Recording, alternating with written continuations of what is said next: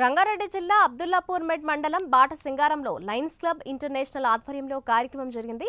పేద ప్రజలకు అందుబాటులో ఉండే విధంగా వృద్ధులు సేద తీరేందుకు 60 పడకల ఆసుపత్రి మరియు కంటి ఆసుపత్రితో కూడిన రిలీఫ్ సెంటర్ నిర్మాణానికి శంకుస్థాపన చేశారు. ఈ కార్యక్రమానికి ముఖ్య అతిథిగా Lions club international president ఫాబ్రిసియా Oliveira పాల్గొన్నారు. పేద ప్రజలు జీవితం చరమాంకంలో ఉన్నప్పుడు వారికి తోడు నీడగా ఉండాలనే ఉద్దేశంతో ఈ ఆసుపత్రి ఎంతగానో ఉపయోగపడుతుందని లయన్స్ క్లబ్ సభ్యులు తెలిపారు. అంతేకాకుండా కంటి సమస్యలు ఉన్నవారికి ఉచితంగా కంటి ఆపరేషన్లు, కళ్లద్దాలు పంపిణీ చేస్తామన్నారు.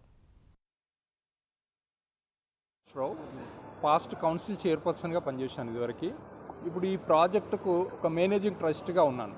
ఈ ప్రాజెక్ట్ ఏంటంటే హాస్పీస్ అని సాధారణంగా ఇంగ్లీష్లో హాస్పీస్ అంటాం, తెలుగులో వచ్చేసరికి దీన్ని కరెక్ట్గా చెప్పాలంటే జీవిత చరమాంకంలో ఇక వారికి ఎలాంటి వైద్యం లేదు, ఇక చివరికి మరణమే ఉంటుంది. ఆ స్టేజ్లో ఏంటంటే ఇంట్లో చాలా కష్టాలు పడుతుంటారు, లేదా డబ్బున్న వాళ్ళైతే కార్పొరేట్ హాస్పిటల్స్లో ఇలా ఐసీయూలో ఉండి అట్లా డబ్బు ఖర్చు పెడతారు.